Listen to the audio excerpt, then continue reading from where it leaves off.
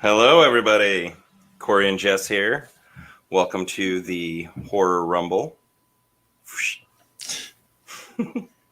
Our topic today is local myths and urban legends. And we've got a great panel of guests coming in. A lot of new faces to the show, so it should be pretty fun. What do you think, Kory? Nice mug.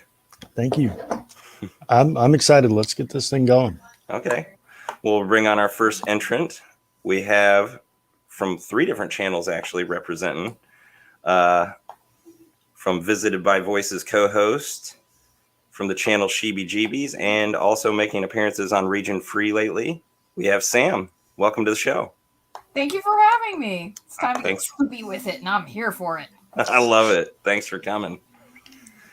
And from the S'mores Indoors channel, and I think first time on this show as well, we have Kory. How you doing, buddy? Hello, everyone. Good to be here. Glad to finally be on this show with you guys. It's my name twin. I know. The 2 Korys. We got our own License to Drive remake coming soon, so stay tuned for that. I'm looking forward to it. I'm producing that bastard. And from Visited by Voices 1 and Region Free as well, we have Lauren. How's it going? Always starts off muted. It Always does. It wouldn't be a show with you, Lauren, if it didn't. It really wouldn't be. Does that mean that Sam has to take the Heather Graham role here? I think so. Absolutely the fuck not. No, okay, then no. We'll recast that part. Jess, I think you just became Heather Graham. That's what I think just happened. I'm not going to dye my hair again. It's torture. Jess, you look great as a blonde, though. Okay. Well, thank you. I'll take it on. I'll take the role. And last but not least, from the Slacker cast, we welcome for the first time as well, Lawrence. Hey, what's up? Thanks Thank for you having for me. coming, sir. Our pleasure. So we'll probably just dive right in here. Kory and I each have an individual story to tell after you all do yours, but we did one together to start off. We took a trip to the Blue Angel in Greenwood Cemetery here in Iowa, and it's got its own urban legend to tell. And I think, Kory, you've got the story down better than I do. All right. So the Blue Angel is a plaster statue inside of a mausoleum surrounded by blue stained glass windows. It's where it gets its name. When the sun or any light shines through, it gives the statue a blue tint. So anyway, there's different variations of the story. You hear footsteps coming up behind you as you're leaving the cemetery. If you're looking inside the mausoleum and you see the angel cry, it means you're going to die soon. And then there's the one that I was told, I'm sure Jess has been told this one too, and that is if you look inside the mausoleum and the angel drops the rose that she's holding in her right hand, it means that you're going to die. Now, at some point, I believe it was sometime in the 90s, somebody actually broke into the mausoleum and cut the hand off. And when we show the pictures, you'll see it's a clean cut. There's another story that says that they were doing some renovations or something inside the mausoleum and a worker bumped it and broke the hand off. But if you look at the pictures, it's pretty clear that somebody actually broke in and cut the hand off. It's pretty clean cut. So,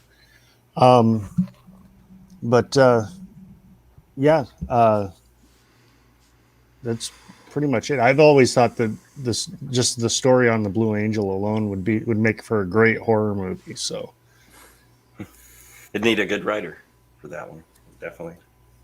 That could stretch out the urban legend itself. I'm going to go ahead and play the clips. It's got a little video to it, and then we'll check out everybody in the chat and say hi. But let's play this first.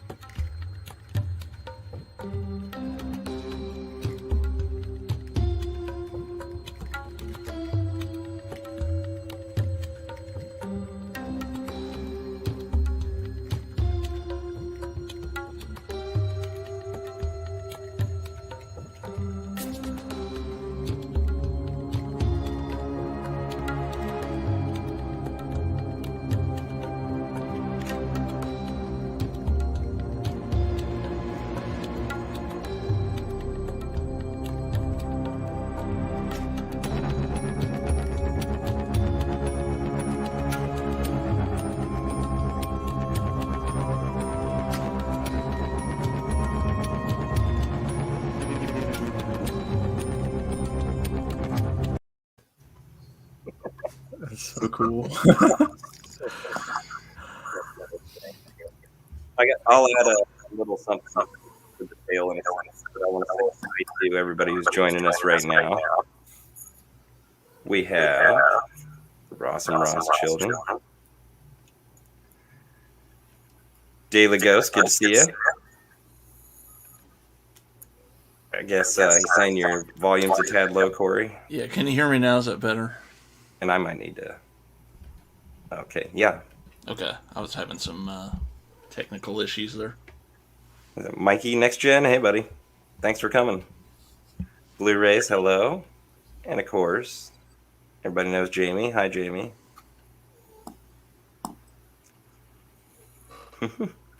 I really appreciated that pose that you guys did at the end. That was awesome. It's like, what catalog is that? Can I order from it? I wondered if somebody would notice that. Thank you. Kory said Like I a shouldn't Ralph have put Lauren it in. commercial or something. Yeah, Jess, you look different without your glasses on, man. Yeah. I do. I don't wear the contacts often. Oh, that was Lauren. Yeah, just ignore that.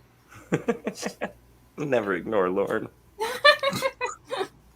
Oh, but real quick before we get really going here, I just want to say hi to everybody, and especially my daughter who is in the chat. She's on her way to a color guard competition right now. So That's cool. Cool. Hey, Jonathan. Is there still an echo, guys? Or is it okay? It is Good. resolved. Sweet. Okay, so my little input on the Blue Angel legend. It's not really part of the story, but when I was a kid and up through when Kory and I were teenagers, we'd driven to the Blue Angel many times, trying to do that, go up to there, check it out at night. And the rose was still there when I was a teenager. I do remember that clearly, and it never fell off on me, obviously. But one time when Kory and I were up there with a group of friends, and anytime really, Kory never would go up to the mausoleum of the Blue Angel. He was too scared. Sorry, Kory, have to tell him. So this was the first time that Kory actually walked up and looked into the windows and saw it in person. And I got a little video of that, and I'm going to bring that up here. And one last thing, Kory, you're such a bitch.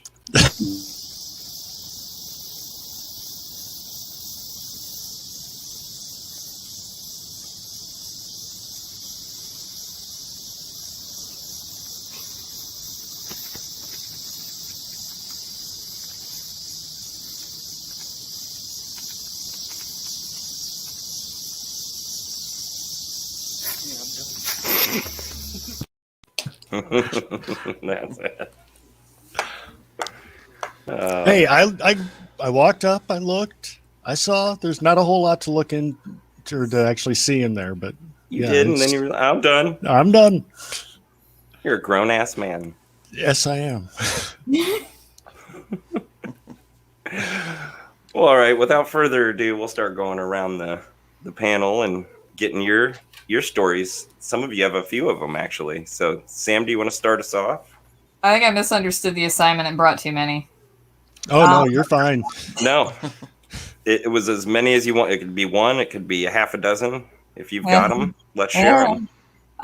You start off with one that's, close to you. So, I mean, San Antonio has a whole bunch of urban legends and local myths. But I'm going to start with one that is the closest in proximity, which is La Llorona. And it's interesting because La Llorona is, it's, most people know it as, basically the Wailing Woman. She sees her husband with another woman, and in a fit of blind rage, she drowns their children in a river. And then she's unable to save them, consumed by guilt, and so she drowns herself. But, because she's unable to enter the afterlife, she's forced to be in purgatory and roam the earth until she finds her children. And that's one version of the story, and there are other ones, of course, not just here in town, but also, in Mexico, and I'm not super well versed on those, unfortunately. But I know one of the other versions are her children are illegitimate, and she drowns them so that their father cannot take them away to be raised by his wife. So, the picture that you guys just saw is Woman Hollering Creek. which, besides being the name of a book of short stories by Sandra Cisneros, who was an amazing, amazing author. House on Mango Street, baby. Yes, I love House on Mango Street. That and Woman Hollering Creek right up there. Yep. So Woman Hollering Creek is... We're not very original with our creek names down here. Like, there's Mud Creek, Sandy Creek, Pipe Creek, Plum Creek.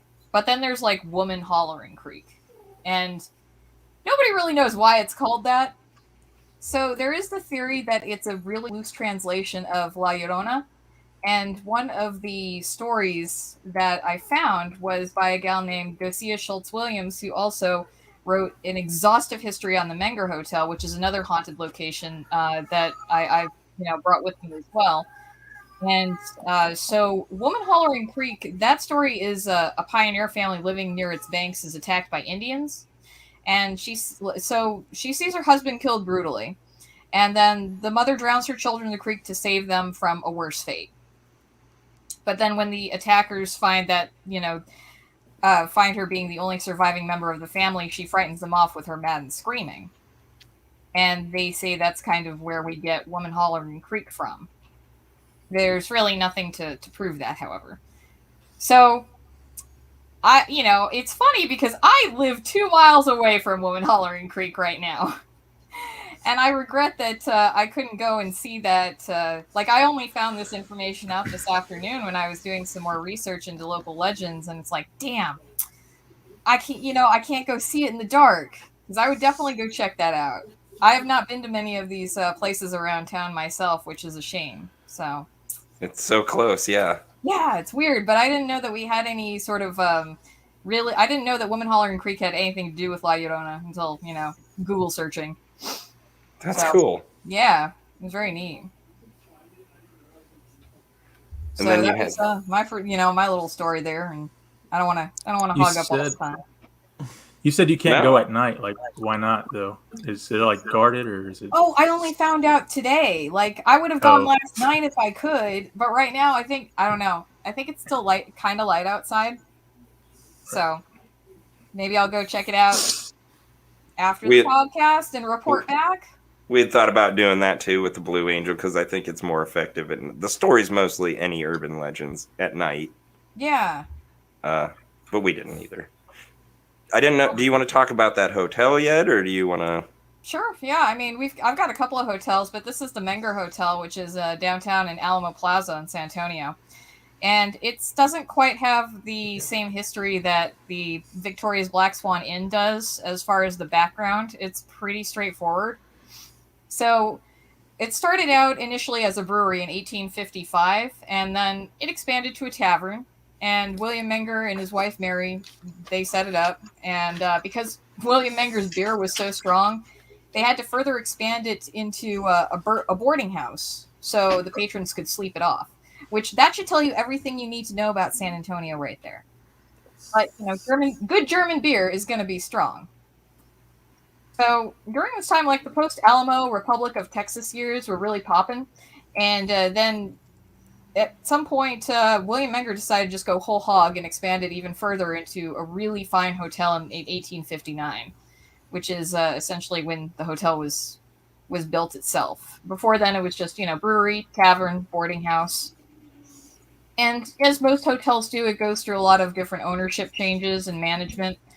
But what's interesting is the clientele, and there's they had a lot of celebrities have stayed in the Menger. Babe Ruth, Mae Young. No, sorry, not Mae Young. That's the wrestler. Mae West. That was sorry. My wrestling. It looks pretty fancy from the pictures here that we have. I've never been in it. I've been by it, but it is quite lovely. And it has about 32 different entities that haunt it. And some of those are those who died during the Battle of the Alamo, because it's pretty much it's right next to the Alamo. Depending on where you look, it's either behind or in front of, but it's right next door. Oh, cool. As far as the Alamo goes, I know that some people have said that the Alamo is haunted, and I have yet to see a ghost at the Alamo. And I think it's just because it's too busy. It's right across the street from Ripley's Believe It or Not. It's kind of weird. You don't really think about the surrounding areas near the haunted places. because like this is just like set right in the middle of downtown San Antonio. It's like mall, tourist attractions, and then it's like, well, there's the Alamo. You'd expect Haunted hotel, more Alamo. reverent. But our most famous ghost is Teddy Roosevelt because he recruited the Rough Riders there for the Spanish American War at the bar. So it's like he gets some guys drunk, and then the next morning they wake up and they found out they're getting sent to war. So it is what it is. And you can still see Teddy Roosevelt's ghost. He'll just be sitting in like the bar room that's off the main lobby. Also, my high school alma mater. So hooray, Rough Riders!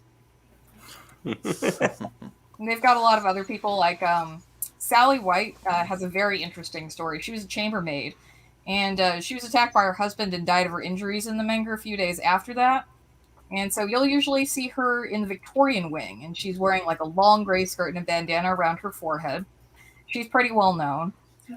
Also, Captain Richard King as well. He was a very frequent guest at the Menger. He even had his own suite set up, which was the King Ranch Suite, named after the King Ranch, which was between like Corpus Christi and Brownsville in South Texas. And fucking King Ranch was one of the biggest ranches in the world at that time. It was like 825,000 acres. So it was bigger than Rhode Island. That is the size of Wait. My backyard is bigger than Rhode Island. Fair, I'm just saying. I mean, like, come on, it's a little impressive. I didn't say it was the biggest. But, yeah, so King ended up dying of stomach cancer in the Menger. And sometimes you'll see him going through the wall where the door used to be before they remodeled it. And, there's just a whole bunch of people. One of the other ones is like an unknown apparition, and he'll say, are you going to stay or are you going to go 3 times before he vanishes? Is it Joe Strummer? Not that we know of. This place is loaded with ghosts or well, ghost stories. We are lousy with urban legends and ghost stories. Wow. Yeah. When you have a couple more, you mentioned the Black Swan. God. Yeah, the Black Swan is wild. Okay. So the Black Swan Inn, it looks gorgeous, right? Yeah. I want y'all to consider what I was just saying about the surroundings of our haunted areas. Victoria's Black Swan Inn is right across the street from Eisenhower Flea Market, which is a pretty big indoor flea market, but it's ratchet as shit. Like it's on which is Austin Highway and Eisenhower Road. That is a rough fucking neighborhood. Like it looks like you're gonna get a contact high from meth, and so it's like Victoria's Black Swan Inn is just secluded off to the side. But no, that neighborhood is oof. I wouldn't live there if I had a choice. So, anyway, back to the actual history behind it. So it was like the site of Native American encampments from around 5500 BC to 1000 AD. So you've got all the ancient Indian burial grounds. And on top of that, there was also the Battle of Salado Creek that took place there in 1842, which this was also really spooky. Took place on September 18th, which is today. So weird. Oh, that's awesome. Yeah. Creepy. So, yeah. So we've got a lot of dead soldiers and a lot of dead Native Americans haunting that area. And we've also got, as far as the history goes, again, it's one of those things where you've got a hotel and it goes through ownership and through several different families. Let's see. It looks like it was initially purchased by Henrik Mahler, and that was around it was turned into a dairy farm in 1887, but I believe it was built in 1867. I could not find the information on, I guess, who originally built it, because I'm bad at researching. But, he and his wife died there. It went through their children, and their children ended up holding on to it until the 40s, and then it was sold to the Woods and Holbrook families. So the Woods and Holbrook families, it was a pair of sisters, their husbands, and their children. They renamed it White Gables. So Jolene Wood Street died of cancer in 1959, and her husband, Hall Park Street, was hanged in his bedroom in 1965. So the hanging was, initially, sorry, not initially. Eventually, it was concluded to be a suicide, but some speculate that there may have been a murder due to the mysterious circumstances of his death, and also apparently there's a hidden treasure in the house. I don't know any additional information on the hidden treasure. And is it still like a bed and breakfast? Can you stay there or rent it out? Oh yeah, that thing is like you can book weddings, you can book events, you can book whatever the fuck you want. Like this weekend they had the second annual paranormal conference there, and then they've also got the Dark Circus Market and Festival next month, and then the Festival of the Dead Market and Masquerade, and we also have a Burton Fest ball that takes place in November. So it's still hopping. Hell yeah. It's one of the most haunted places in the country, apparently, as far as activity goes. So there's always people coming and taking a look. Oh, we should all rent the place out, and if not looking for paranormal, looking for that buried treasure, tear up the place. Oh, I would love to go to it. My husband told me he went to it one year and for Halloween, and he was dressed as Paul Bunyan, and it was fun, but no ghosts. But he's very skeptical unless he gets to see them himself. So it's like he's the fox mulder. He wants to believe, and I understand that. I'd have to see it I'm very skeptical about ghosts and things. I mean, I think it's fun. I love hearing about the supernatural, telling ghost stories, but do I believe any of it? Not really. I have to see more proof, but I think it's great. Yeah, I mean, it's super cool because like the Black Swan Inn, you can see like Jolene Woods has been like seen just wandering around looking for her dead husband, and then also apparently her dead husband shows up every now and then, but he's like a little bit more aggressive, and he seems like just really pissed off that he can't find his wife. It's just the worst kind of star-crossed lovers. And there are also a trio of male ghosts in the dairy farm that Henrik Mahler had originally, and I don't know if Mahler is necessarily one of them, but they frequently make like loud noises, and they've been recorded on EVP saying like "get out." And there's also there are also little kid ghosts, which are the kind of the creepiest ghosts, but and they'll be more mischievous and throw objects around, but they also will pinch and bite you. Oh. I'm like, I can deal with the pinching. I draw the line at biting. I think Jess is up for the biting. Oh, I think if I felt biting, it might make me a believer. Yeah. I can't believe we've been friends for over 20 years. I didn't know that about you. I thought you actually believed in ghosts. You're muted, Jess. You really thought I believed in ghosts? Well, yeah. Yeah, I mean, it depends, because it's like, my family has its own ghost story, so I think my life is weird enough as it is. So that might be why I never bothered going to any of these places. Like, I'm good. When you got enough strange, Oh, yeah. Yeah, no, we have our own personal ghosts, so it's like, that's fine. They follow us around and they fuck shit up. Kind of like, you just kind of, they just show up when things are really stressful, and you're like, oh, I need to reevaluate my life, because apparently you guys are active. Yeah, I don't need any of this. Yeah. Jay, it's Ray. Jay, hello. How are you doing, buddy? Sam's got a couple more to tell, and they're fantastic. So, but before the chat gets away from me, I'm gonna say hi to a few people. We got Jay, of course. Sean McManus. Good evening, everyone. Jay says Woman Holler Creek is where Lawrence hangs out. Might be. We'll see. I was not aware of that. Sounded pretty cool. Next Gem mentions Crybaby Bridge in Columbus, Georgia. I think there are Crybaby Bridges all around the country. I know I've heard of one here. Yeah, in Pasadena. I've heard of one in Iowa. I thought the one story I'm going to bring up later was a Crybaby Bridge, but it turned out not to be.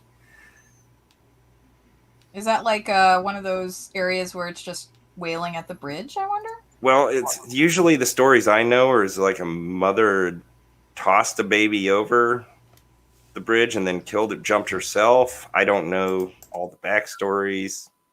I'm sure they're slightly different. Every urban legend is, but you can hear the baby crying if you go on a bridge at night.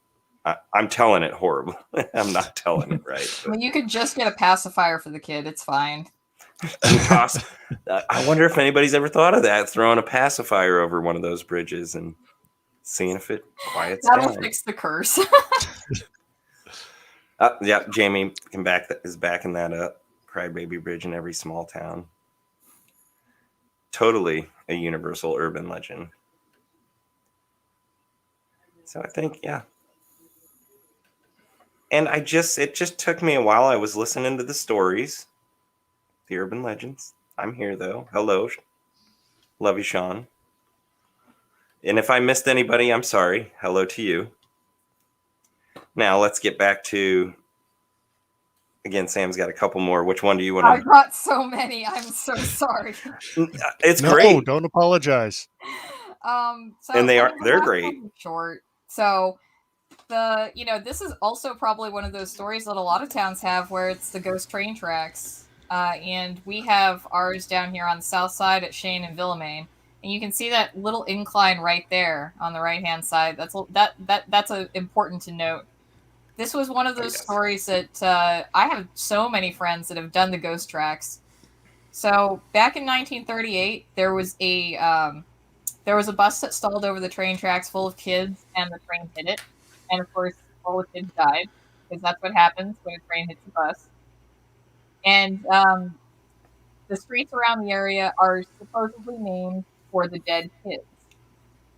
If you go and you put baby powder on the back of your car and you leave it in neutral over the train tracks, then the spirits of the children will push your car to safety. All of that is fucking bullshit. So, this crash happened in 1938 in Utah, and somehow San Antonio decided to appropriate it. I don't know how it got down here. And let's see, B, I mean, it's on an incline, so if you put your car in neutral, of course it's going to move. And then 3, the fingerprints that you see on the back of the car that are supposed to be the spirits of the kids, those are just your own fucking fingerprints. Well, everybody does it, but it's also kind of like, oh, that's a bummer. Well, this goes along with what we were just talking about on Crybaby Bridge. This story also, I think, goes on. Different states have their own area or stretch of road where kids were killed on a bus or a car accident. And if you go park and put in neutral, it looks like they're pushing you up an incline. But they found out that even if it looks like you're going uphill, it's how it's angled. And so the movement, it's an illusion. But the baby powder thing, I'm sure several of you out there have heard a story like that in your state. Yeah, that's it, very much, definitely a universal urban legend. So, yeah, that's pretty much it for the ghost tracks. And, I know people that will die on the hill of, no, the ghost tracks are real. And I'm like, that's fine. I've never done it. Never got around to it. The tracks are unfortunately closed. They closed, I think, last year or the year before. So the last story I brought is the Donkey Lady. Okay. Another tale from the south side of San Antonio. So this one is also involved. This one does involve a bridge, though. It's the bridge over Elm Creek, right there. Although it doesn't really figure that much into the story. So it supposedly all started when a farming family living outside San Antonio met a horrific end, and the farmer set fire to his home, murdered his children, and left his wife horribly disfigured. So she ended up resembling a donkey with her fingers were melted down to stumps, and so those looked like hooves, and the skin on her face was badly charred and made her face look elongated. And I'm sorry that's the best picture of the Donkey Lady that I could find. For some reason, nobody cares about the Donkey Lady enough to put some, quality art together, so all I could find was that one cartoon. I liked it. Jess, can you pull that up again? I'm going to pull that back up here. And interestingly enough, I found some local band that had done a cover with that art of the Donkey Lady on there, and I don't remember the name of it, but she was holding, a couple of dildos, and I was like, God damn it, San Antonio. Get your shit together. So anyway, Donkey Lady, grieving the loss of her children and the betrayal of her husband, she just haunts Elm Creek and torments those who try to cross the bridge. And if you honk, apparently that'll get her attention. Some people have reported like hearing hooves on the top of their car. And I mean, that's the main version of the story that I've heard, but there is one variation that it wasn't the farmer who caused the fire, but it was actually a stranger who came across the family when he was traveling. So in that version, the family has a donkey, and the stranger begins to beat it until they chase him away. And then later that night, he returns and decides to set their home on fire because he still really wanted to beat that dog. He's still trying to beat that ass. I'm sorry. No. So kills the farmer and the children, and then the mother forces her way out of the house and screaming in agony, and her body's already disfigured. So, and then she chases the arsonist away and falls into the river, but her body's never found. And honestly, I think if we get the Donkey Lady and the La Llorona from Woman Hollering Creek together, we could have a really good version of Sadako versus Kayako. Dun, dun, dun. Yeah. Fantastic. I loved them. Oh, thank you. I'm sorry I took up so much time.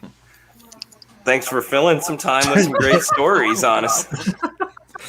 We were at first worried that we're gonna tell 15-second stories and be done in less than 15 minutes with the show. So this is great, guys. We'll take it. And Jamie mentions here's the Crybaby Bridge legend that varies from woman who gets into a car accident with her baby on the bridge, and the mother haunts the bridge looking for someone to save her baby. That I've heard similar ones to that. She should have had the baby on board decal on the back.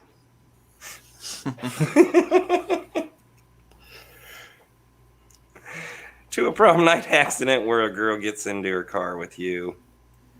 That one is also a universal one, whether it's a Crybaby Bridge or not. The hitchhiking girl on the side of the road that gets in the car with you and disappears. It's like Resurrection Mary type story there. First episode of Supernatural. There's actually a very famous book on urban legends called The Vanishing Hitchhiker, which starts off with that legend and the history behind it. So it's a great book if anyone wants. I'm sure it's long out of print, but you can find it. It was very big in the 70s when it came out. What's it called, Lauren? The Vanishing Hitchhiker. All right, I'll check it out.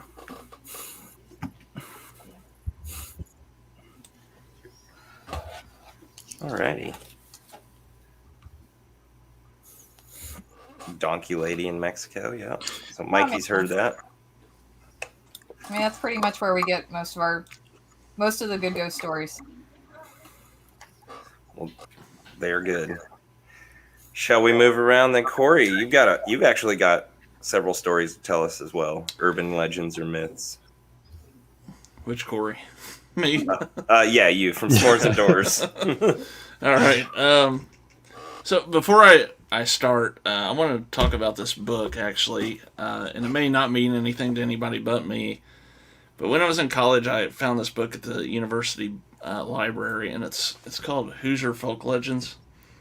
And basically, what this book was just the author went around and gathered all these folk stories from around the state of Indiana, and they're basically written out in the way the people told the story. So it was always a fun little read while I was in college, and found that book again a couple of years ago. Had to buy it, so I just wanted to kind of mention that. I don't know if there's like a equivalent in other states, like that, but Actually, there's a couple of guys who did a book for each state. Okay. Don't remember the title of it, but I actually went to one of their lectures or whatever. So, Gotcha. But there is one for each state. Cool. It's the weird New Jersey guys. Yeah, I was just gonna say, was They that the started weird here, books? baby. They started with a magazine in Jersey. I have read several of those: Weird Hollywood, Weird Arizona, and New Weird Jersey. Weird New Jersey. I think they're up to like 50 issues of the damn magazine. So, so Jess, if you want to bring up that white house that I sent you. Cheers. So this house is called Robin Hill. I grew up in a small town in Indiana called Mount Vernon, which is Sits on the Ohio River. It's a small town now, but back in the day, it was a pretty busy river port and a lot of action going on in the town. This house sits on a big hill, basically right in the center of town. Now, it looks pretty nice here, but all throughout my childhood, this house was abandoned and really bad shape. And there was always the rumor that there was a tunnel that led from that house down to the river, and the house was used for the Underground Railroad. But, there was really no confirmation of that. It was just rumors. So, probably 10 years ago, a guy bought this house and renovated it. And with my job in the media, I guess you could say, I actually got to go in and talk to him about it, before anyone else saw it. And, of course, I had to ask the question, did you find a tunnel that led from the river, from the house to the river? And did not find that. But he did find all these compartments built into the walls that were probably used to hide people for the Underground Railroad.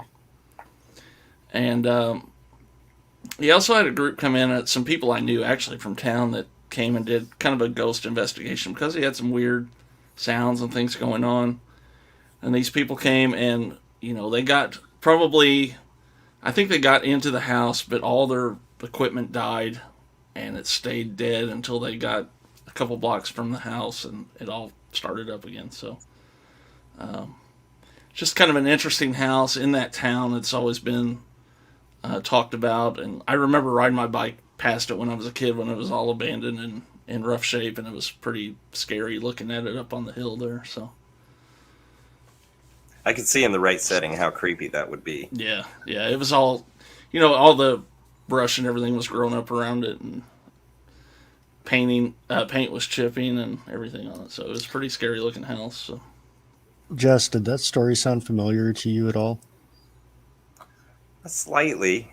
I mean, every one of these I think is going to have something that... The Octagon House. Well, because of the Underground Railroad. Yeah, there's a historic Octagon House is what it's called in our hometown area. Right across the street from a McDonald's. Yeah.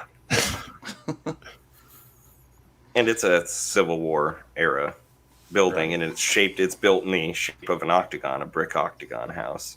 Yes. And it's pretty cool, and it was rumored to be a part of the Underground Railroad. I don't know about any hauntings there, though. I don't know about any hauntings, but... Cool.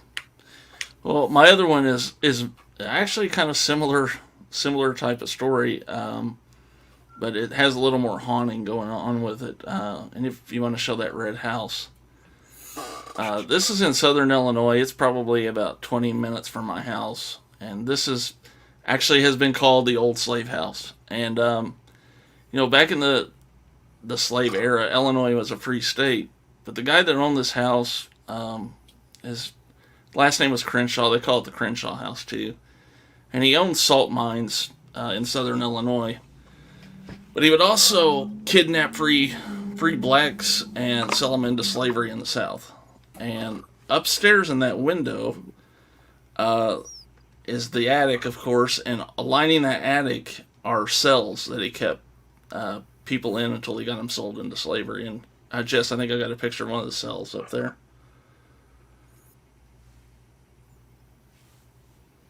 Oh, yeah. Damn. No. So, and one interesting story is while he was doing this, actually Abraham Lincoln spent the night in that house one night, unbeknownst to what was going on upstairs. What? Yeah. So, so this house was owned by a guy, at least I know in the 70s and 80s, he kind of ran it as a museum, and he had, different artifacts. You could go in the house. I went up there in the upstairs and saw those when I was a kid. And one of the other stories he used to do on the side was let people try to stay in that house all night by themselves.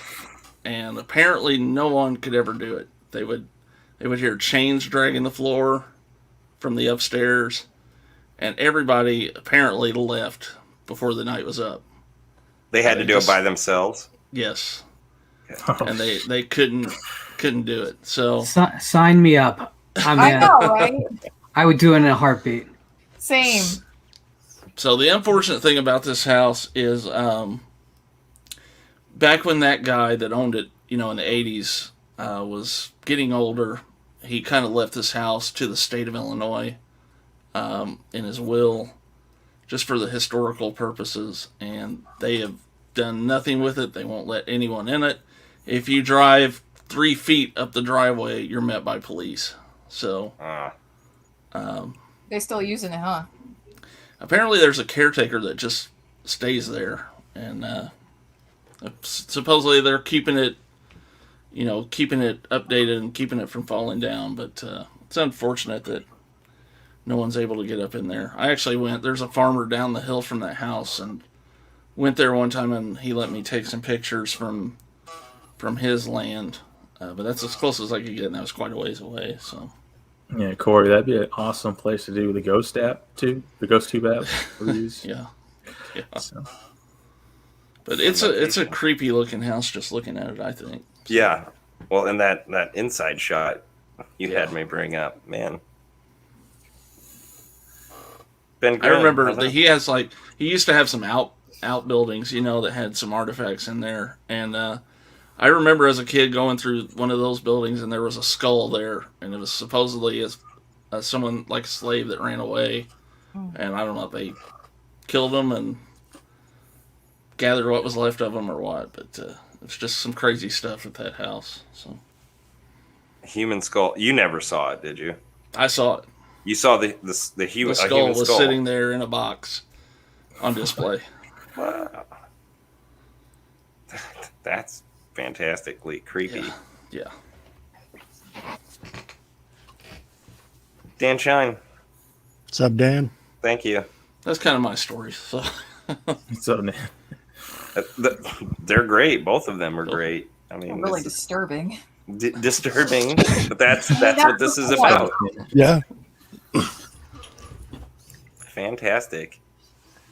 Well, thank you, Kory, and of course, thank you, Sam. If I didn't tell you, thank you. We'll just keep moving around the clock. Lauren's got us a tale from his state. Yeah, so I feel a little bit guilty because everyone's giving these great localized legends that with all the local flair, and I'm going to give you one you know, but then I'm going to do something completely counterproductive, and I'm going to explain it. So New Jersey actually is the birthplace of the American urban legend with the Jersey Devil. The way the story is told, 1735, mother Leeds, a woman already elderly and widowed, gets pregnant, and she curses basically God for her lot in life, and she'd prefer not to have a child. She'd rather have a devil. And so she promptly does exactly that and gives birth in her solitary cabin in the middle of the Burlington County woods to a creature that is part man, part horse, part dragon, hooved feet. And although you can't see it in that photo, apparently razory teeth with eyes that glowed red. And promptly after evacuating its mother, the Jersey Devil screams an obscenity into the air and flies out the chimney. From that day to haunt anyone who comes into the woods. Is this about me? Sam, it's not always about you. So that's the basic story. There's a lot of variations on it, like a shockingly lot of variations, some of which are local, some of which are not local at all. You watch the History Channel, they'll tell you something very different than what the official New Jersey website will tell you. There's a lot of versions of this story. One thing interesting, that 1735 date always sticks. Always sticks. And there's actually a pretty good reason for that. In the real world, where there aren't ghosts and monsters and cryptozoids running around, there was a man named Daniel Leeds who was a real person. In colonial America, New Jersey was very much a Quaker community in its earliest settled days. And it was a very specific version of Quakerism that had, basically it was a new continent Quakerism. A hyper-fundamentalist version of the gospel was taught and had become insular. Daniel Leeds moved into Burlington County, into the middle of the woods, what we now would call the Pine Barrens. And he was, from the beginning, not really well respected or liked by the rest of the community because he was an outsider. Even though he was a Quaker as well, he was more of a European Quaker. And that's very important because he had some money and he was an early publisher. He published something called the American Almanac, which is not what you think of as an almanac today. Think of it as more of like a newspaper that would only come out annually. Not a farmer's almanac either, although they share some common themes. This was more of a political tract that espoused specific values. Daniel Leeds was not exactly the most gently worded man you'd ever meet. So he tended to run two things in the American Almanac, which were his passions. One was astrology, which the local Quakers had a big-ass problem with because they just equated that with witchcraft immediately. The other thing he'd like to do, because he was getting pushback on that front, was he would run extremely satirical stories about this local version of Quakerism. He was basically making himself the biggest pariah in the town, even the region, that he possibly could. And so as a result of all these publishings that he did, after a few years, stories started circulating in the town that he was quite literally the devil. And he was a 13th son. The story evolves and changes him into the literal pariah and the literal monster that his entire community saw him as. Coincidentally and interestingly, his son, Titan, was also he had picked up the family business. He was a publisher as well. And he started a very public fight with Ben Franklin that lasted a decade long and was as vicious as any red journalism fight you've ever heard of. And if you read the letters that Ben Franklin wrote about Titan Leeds, they are some of the most hilariously profane things you could ever find. But it's interesting that there's always a real background to our myths and our stories. I suspect when you hear stories about trains plowing through children, we're really talking about the early fears of safety with the newly railroads crossing America. Certainly, we don't see ghost stories pop up about the haunted Chick-fil-A. It's always an abandoned building where slavery had been present, right? I think there's something to be said about the fact that the real horrors of our world tend to affect our oral folklore and our unrecorded histories. Very much so. And I didn't come with 7 stories because I'm a simple man. That's all I got is to represent my state. What is that? What is that head? I think that's like one of the oldest pictures of Yeah. the Jersey Devil that was published. Is that a llama? An alpaca? What?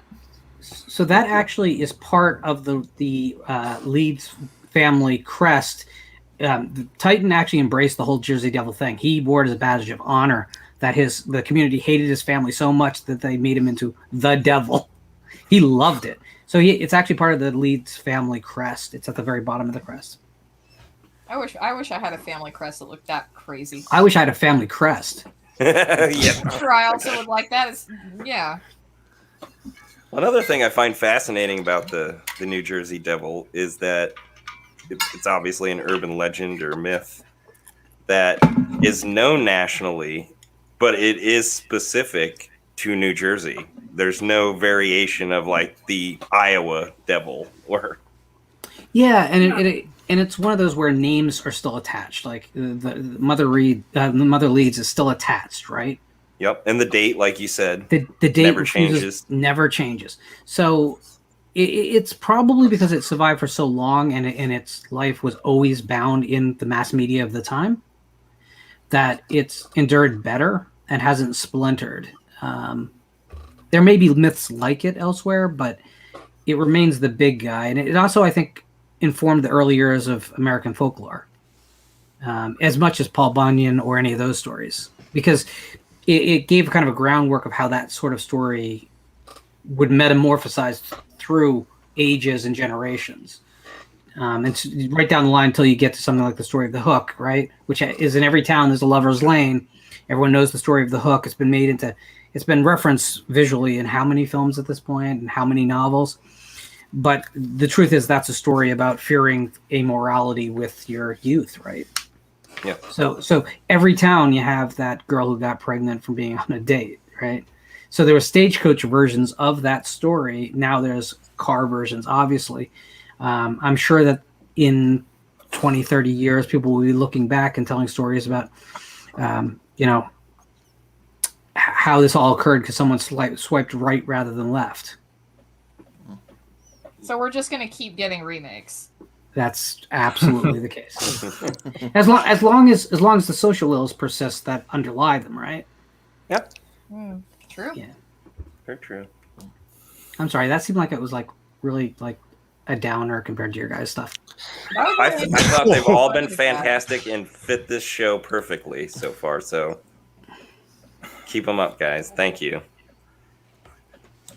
Jamie mentions back when we were talking about houses with the Underground Railroad. You saw that Dan said there was a great panel tonight, which there is. But that's all thanks to you, guests. Ben Grimm, welcome. We have a hotel here in Oklahoma City that is supposedly haunted. One of the oldest buildings in the city. Whenever an NBA team comes to play the Thunder, they stay at that hotel. I'm surprised they aren't staying at like a super new. Many players have said it's haunted. I wonder if that's like a Thunder gimmick, They just have Thunder players that rotate in and out dressed up as ghosts, like doing the Scooby-Doo thing. To the opposing teams? Yeah. That'd be a clever idea if they're not. Oh, why do I think AC/DC get paid every time that band plays? Every time the song plays in front of one of them. Well, ghost woman that showers with men. You're gonna be a holy Oh, FYI, guys, it's not just ghosts. Can you get me her number? Well, the team's definitely behind that, then. Yeah. the Ghost BJ Ghost, the Ghost BJ. I'm sorry, the BJ Ghost from Ghostbusters. Oh, yes, I love that scene. I thought you were going to tell me an actual urban myth about some ghost that gives BJs. I mean, there might be one if I ask around long enough. I did have a friend that could suck his own dick. Like, he did it at a party, so that's a thing. In front of everybody? Fantastic.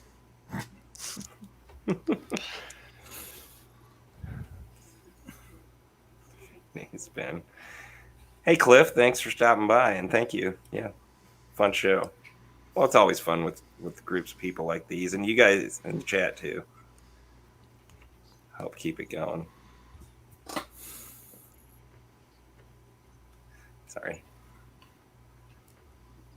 Fifth Chord. I'm going to watch it. Has anybody here seen that? I have not. No, I haven't seen it. I think I missed something. I feel like Dan or Lauren will know what that is.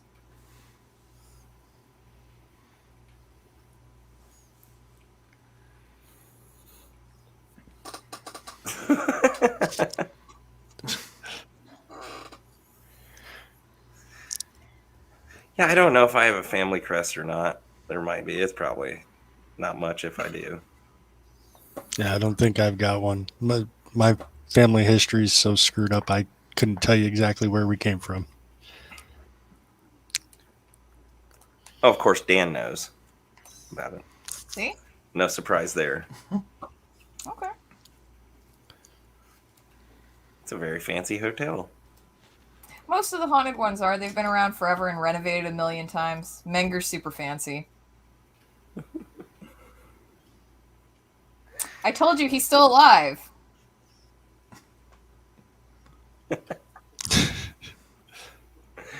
Okay. Well, now that we're caught up with that, let's get to what do you got, Lawrence? You've got. You want to throw the Tale picture to up tell. first? We doing the mural first or the? Yeah, the mural first. Pretty much Alrighty. sums it up. But this is a local legend around here in Mississippi. Basically, I live in Gulfport, Gulf Coast. So Pascagoula is a town not too far from here. It's pretty much on the Gulf Coast as well. Biloxi is another city, about 15 minutes from my house. And this is basically like a story that goes back to the Native American tribe called the Pascagoula tribe. And there's a river actually that's out right by, it separates Alabama and the city of Biloxi, so Mississippi and Alabama. It's called the Singing River. And there's a lot of stuff named after it, like hospitals, like Singing River Hospital or Singing River Mall.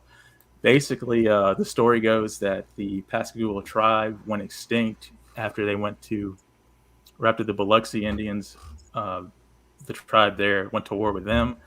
And rather than go get enslaved or taken over, they basically drowned themselves. And they sung like a death song before they did it. And they say that today, if you go down there at night, you can hear them singing still. So it's something I haven't personally seen yet. Yeah, this is the actual river, by the way, or actually listened to or gone. But it's something that is a local legend around here.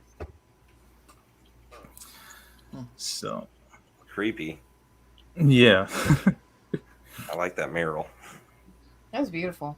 it took some time to find. I found it on Bing, so shout out to them again. I use them a lot for everything. Not a sponsor.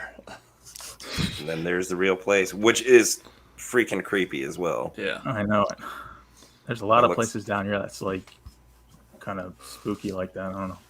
It looks like a place you couldn't get to unless if you had a little boat that you can't like walk Like through. a It's canoe or marsh. something. Yeah. If you did, it'd be like thick brush, man. It's not something that looks friendly at all. So reminds me of like Blair Witch or something. Yes. And those trees with like the base of it coming out kind of uplifted a little bit. That's always creepy to me.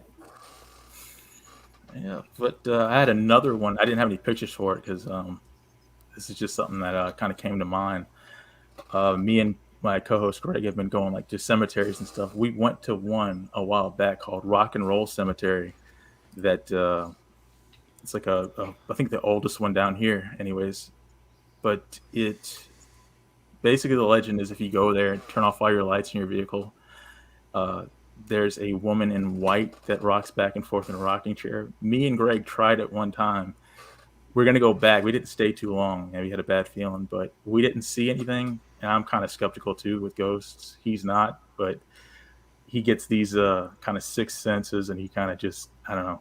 I got to go off him. So he bolted out of there. So we didn't go. We didn't stay too long because we shut off every light, and he gets weird feelings. But we are going to go back because we started recently checking out different cemeteries and stuff. So we'll try to record that one maybe. I was just going to ask. Yeah, that would be neat to put that on your channel. Lawrence, about how long did you guys stay?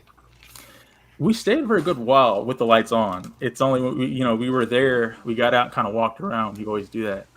And probably a good 30 minutes. But once we shut off everything, I'm talking, it had a whole different vibe. And like the road leading up to it is like about maybe 3 miles of just pitch black, just woods on this like dirt road leading up there.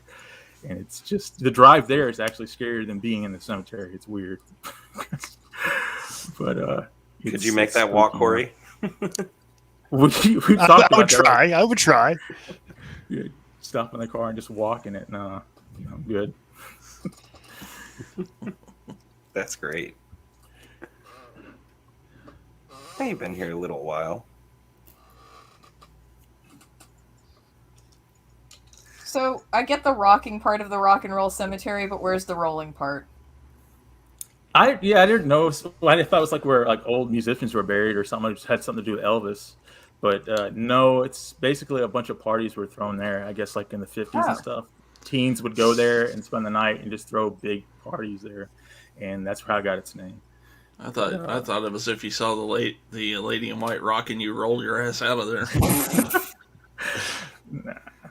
Well, the lady in white there again kind of reminds me of just the universal urban legend Like of the woman on the side of the road or the lady in white in a hotel or Yeah, anywhere I mean, else. La Llorona was usually seen in white, although I think there are some variations where she's seen in black. I have a tile from a wall in Mexico that I use as a coaster now, and it's supposed to be depicting La Llorona, but she's wearing black. And the guy that I dated at the time briefly, he brought it back for me, and that's actually how I found out about that legend. So, yeah. So Does Bloody Mary there's wear some white? difference. Huh? Or is that does like Bloody Mary wear white? Is that part of that legend too? Because that is something you hear a lot. I don't know.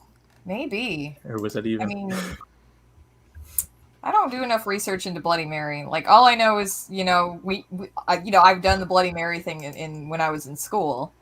Right. But I don't know all the background on it or if it has the connection to it. So I That's still kind of like. Has anybody else done the Bloody Mary thing in the mirror? Oh yeah, when I was little, Did it Definitely. freak you out too? just because we wanted to be freaked out, I think. It You took know, me you run in 41 there. years to go and look at a plaster statue, so no. You're such a bitch. I am. What you guys are talking about, the kind of leads into my last urban legend or myth tale here, and it's about Stony Hollow Road in Iowa. And on Stony Hollow Road, there's a cliff that towers over the road, and this is the place you would see the ghosts of Lucinda, and hopefully I'm pronouncing that right. Because the legend goes, Lucinda was waiting for her fiance along the bluffs on the road so that they could meet up and elope. And I don't know if her family in the story like had, forbid the marriage from happening. So she was waiting for her fiance on this dark road down from her farm or something. But her lover never showed up. And so she was brokenhearted. She went up on the cliff and then threw herself off of it. And it said if you travel the road at night, you'll see the ghost of a young woman, or I'm sure there's woman in white has been mentioned.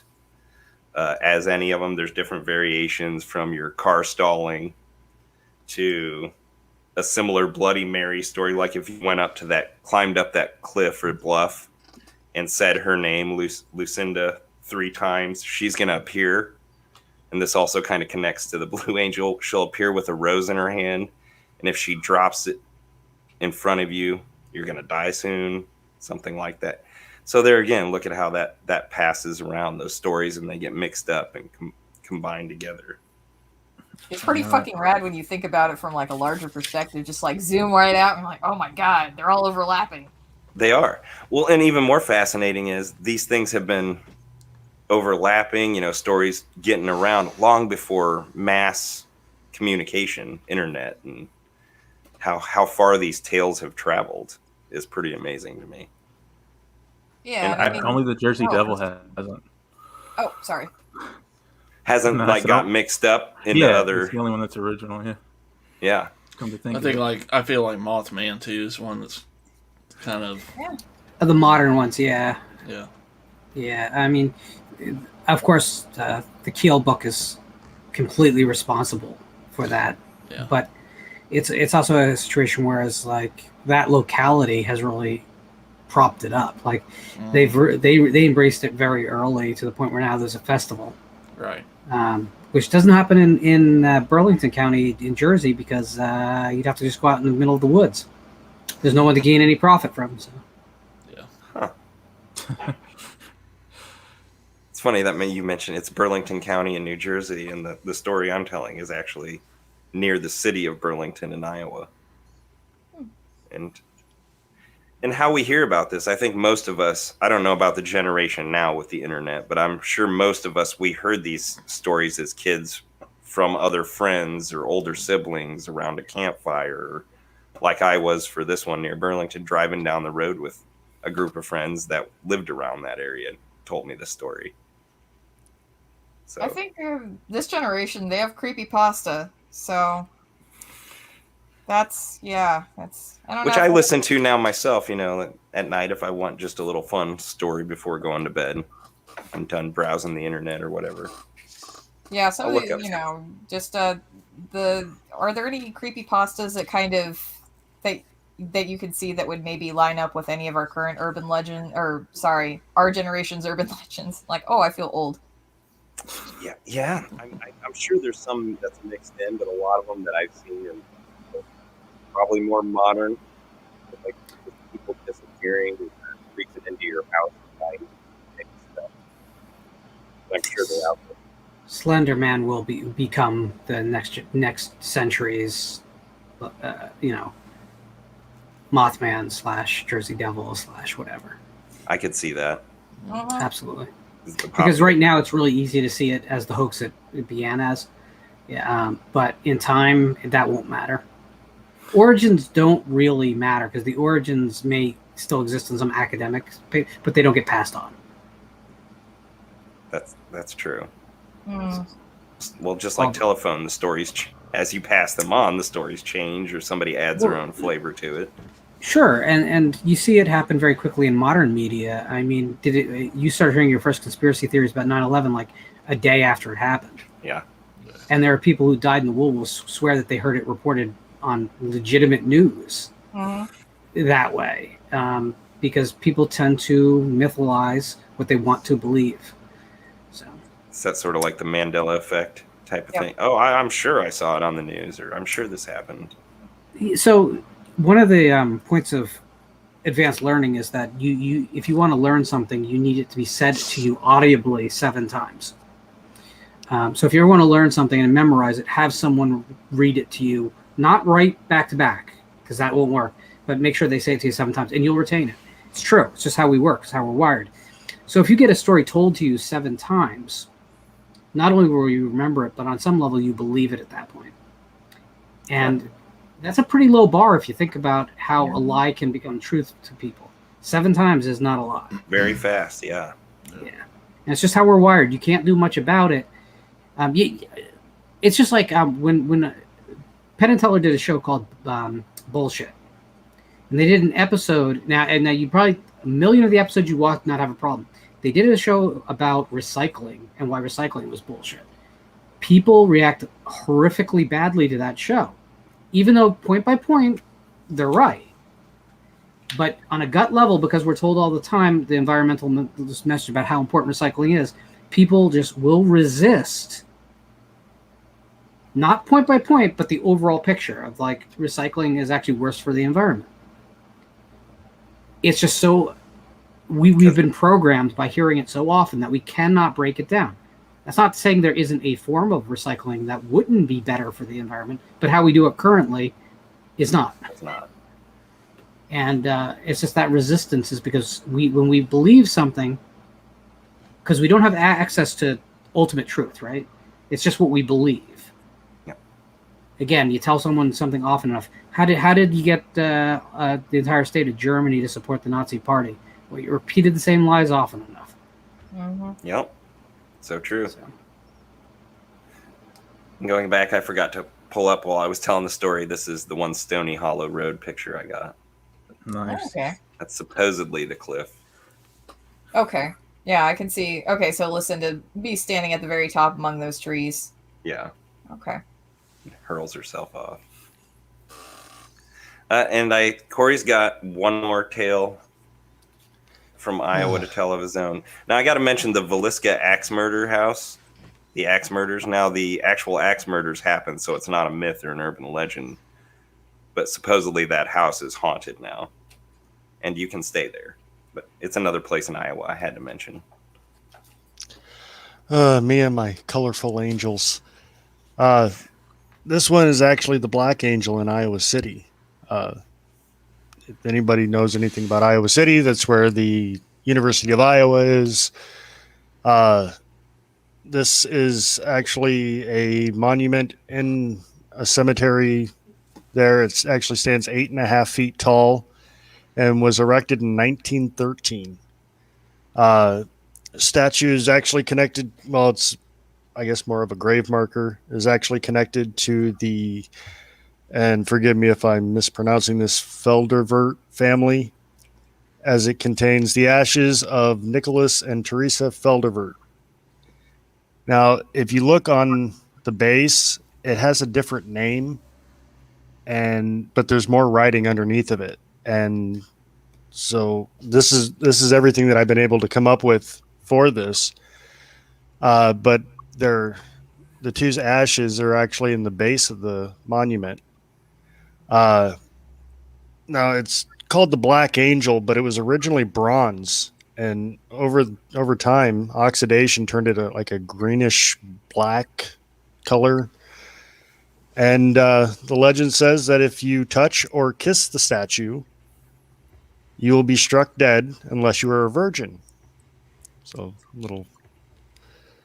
And if you are pregnant and walk beneath the outstretched wings, you will miscarry.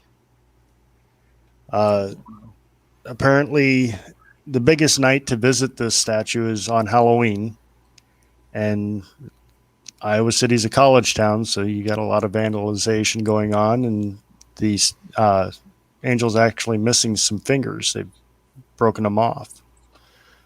But I thought it was really interesting. I mean, and maybe it's just me, but I'm pretty easily amused. So once again, just the thought of somebody doing a horror movie based on either one of those angel statues would be cool. So I hadn't heard the pregnant woman part of that story Yeah, before. I'd heard like if you touch it, it's obviously cursed, things like that, and that you could die soon, or if you stare at it. actually, my son's the one that told me about the pregnancy thing, and then the other one, the other part, I had to actually look up. So, but the idea that they would kiss the angel was kind of weird to me. But Kind of heard the kissing thing, I feel like, before too. I think that sounds like a challenge. I'm not going to Iowa right now. I got stuff to do. It sounds like too many people have touched that thing. I don't know if I want to put my lips Well, on it. no, yeah, exactly. That would be my next concern. I think that's another one like you were talking about that's similar, because I've heard a story about a grave marker that had like an imprint of a chain on it, and if you touch that imprint of the chain, it means you're going to die soon. So That does sound familiar as well. Again, these stories, how they pass through. yeah.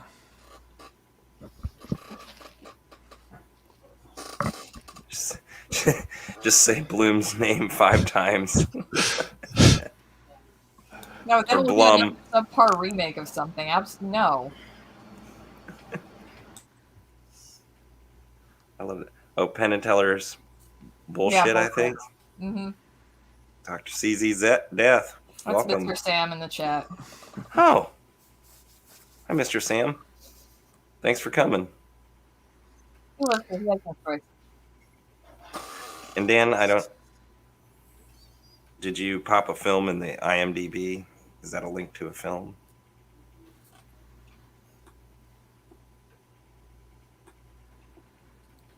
I don't wonder if somebody wants to check that out and tell me. They die It's Dan, from mono. so don't do it at work. It's risky. Yeah, any link Dan sends you, you want to proceed with caution. Yeah, Axe Murders of Alaska. Oh, okay. I didn't know there was a movie. I'm just like, I'll do it. Yeah, you can stay in that house. You can rent it out with up to, I think, 12 people, though they say it's pretty cramped. I think they say you're probably most comfortable with like 6 or 7. They say that about StreamYard too, but we ignore it. And that's true. Hey, Italian urban cheddar. I'm very curious to know if Iowa has a whole bunch of different colored angels with all these weird stories and curses now. Like, where's the green angel? I'm sure there has to be one. Like, there's got to be a green angel somewhere with the patina. That's a good question. Might have to do some research on that. Maybe they all like connect points or something. You know, just go. Oh, if you look at a map and it. Yeah. Oh, the different towns. I wonder if it does make it. That would be interesting to see if there's some sort of connection that you could make with that. It like spells or creates a picture of the devil or something if you connect them all in the different areas and counties. we can put Connor on that, Jess. That'll give him something to do. Give him right on that. He needs something to do. Well, Jess, dude, when y'all were talking about the Blue Angel, I thought you meant like the airplane guys. Like the Blue Yeah, Angels. the Blue Angels, the military. No. No. But I get what you mean. I think that was kind of confusing to me as a child too. 'Cause I'm pretty sure we've gone to see the Blue Angels fly in a show or something like that, and I was thinking, oh, what? Where are we going? Now, just for the record, when I walked up and went to look inside, Jess had even told me, he goes, it's right there. He goes, as soon as you get up there, he goes, I want you to put your hands up right up against the door and really look around. He goes, but it's right there. So just take your time and enjoy it. And I get up there, my hands are going like this. And you can't see it in the video, but religious stuff kind of freaks me out. Right. So, Your but actual I leaned right in, and the angel's like right there. It's really not that far from the door, and so I'm trying to stand there as long as I can. And finally, it's just like, okay, I'm done. Imagine if it had been nighttime. That would have been better. Like, No, That's really when you should go do it, because I think the moonlight is supposed to go through that blue stained glass and really give it a glow. And that's the blue name, right? Yeah, I got you. and you can kind of see. Let me in take the a video. few swigs of that bottle of whiskey I got in the kitchen, and you can pick me Are up we after gonna the do it? show. Should I go pick you up after the show? We'll go out and. Hell, I'm just near drop them serious. off there and take off. Like, I would do You do something that, horrible and you're like dead. that. Can I say my son went up to it? No problem. But anyway, Blu-ray's your ground. oh, I hope you do this again, Jess. This has been fun. Thank you so much, Jamie. I mean, obviously, it wouldn't be any fun without all these people surrounding me and joining us and telling the stories. It has been great. They were all great. Not one of you had a bad urban legend or myth to tell, and can't thank you all enough. Oh, this is your daughter, Kory. Yes, I know she's grounded. Hey there, MJ. Thanks for dropping by, buddy. Good to see you. Shall we? If anybody else has anything else to say before we go around and talk about what's coming up on your channels? Well, I wanted to point out that a lot of these stories, and I'm sure there might have been at least one or two, that the History Channel used to have a show on, and I absolutely loved it. It was called Haunted History. And they would go around to different cities or states and do the same thing we just did tonight. So I have not seen an episode of that in years, but I always missed watching it. So this has been a lot of fun doing this. So thank you, everybody. Yeah. Thank you, Ghost. Yeah, and everybody. Yeah. It's great. Well, alrighty. Horror Rumble. Take two. Take two. So close.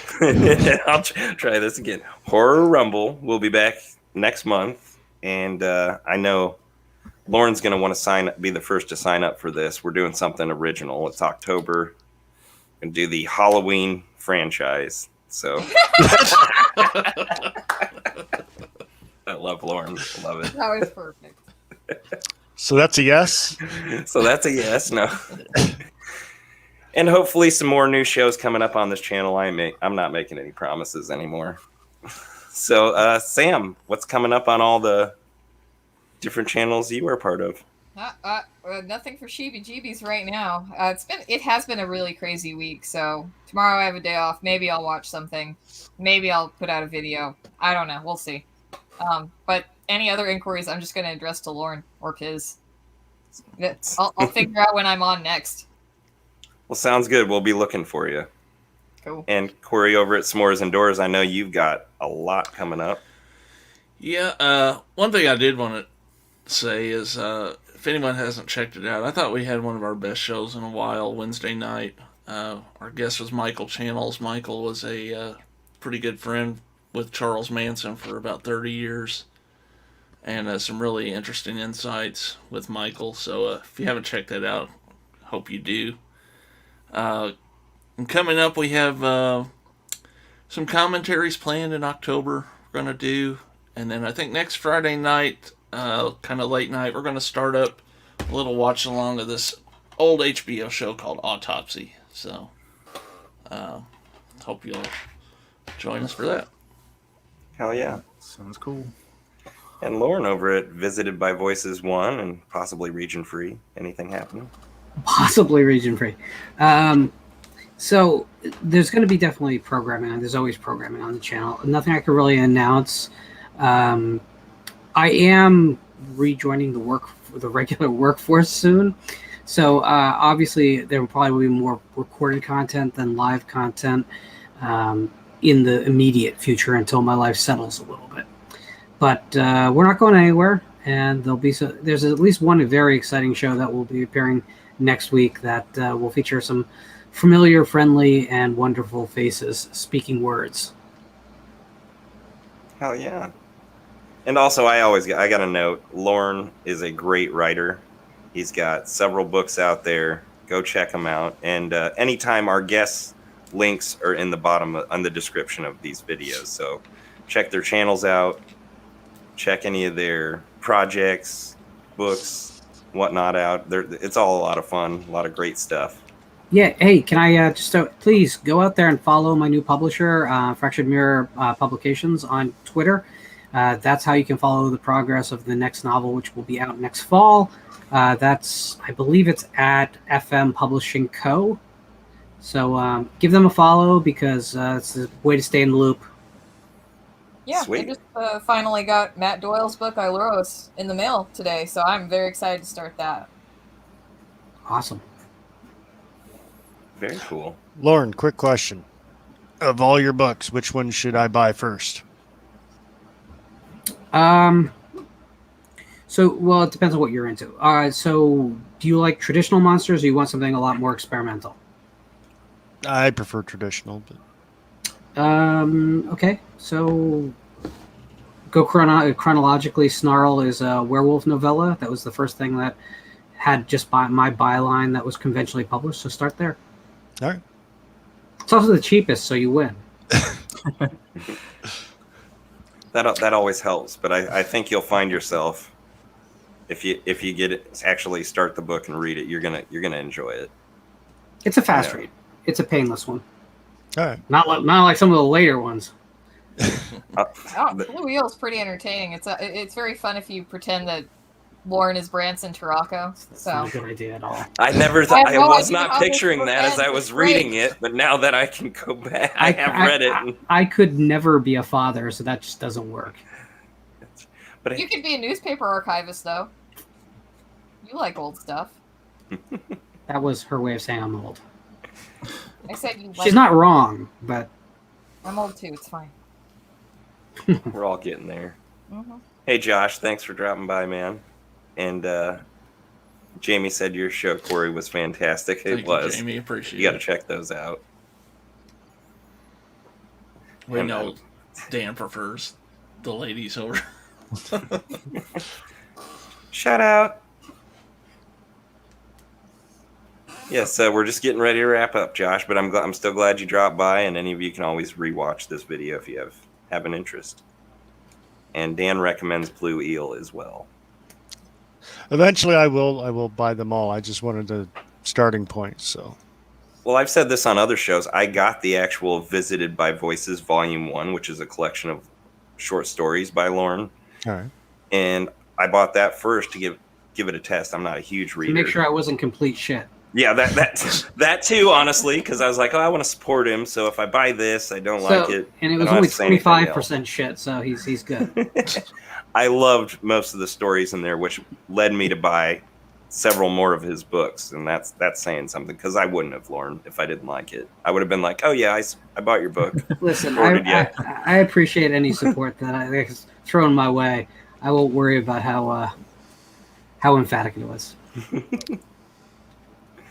And Lawrence, Slackercast, what do you fellas got coming up? Slackercast usually has its Tuesday shows. All of our other stuff, like our Monday stuff, is kind of I don't know, with Greg, we all been kind of busy. I've been kind of sick lately. I had gotten my second COVID shot, so normally I would do Wednesday stuff and Tuesday stuff. Greg has a lot of stuff planned, but we've been kind of busy with a lot of things, stuff going on in life.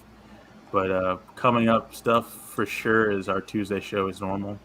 All y'all who have been supporting, appreciate it, and checking us out every Tuesday.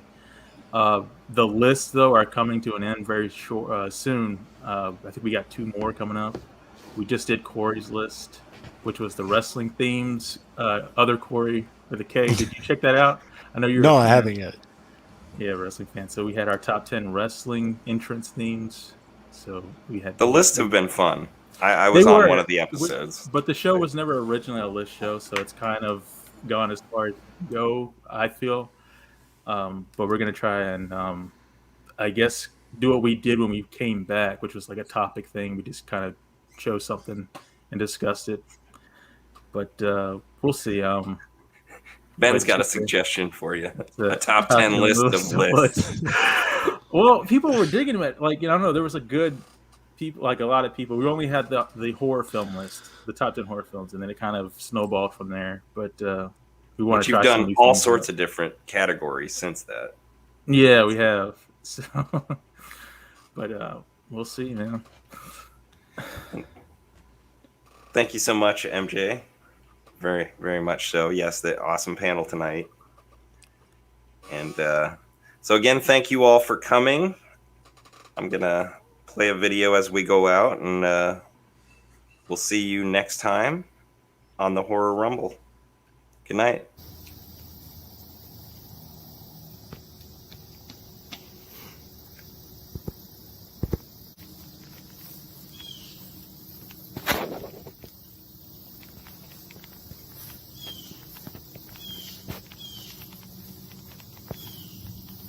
What do you see, Bud?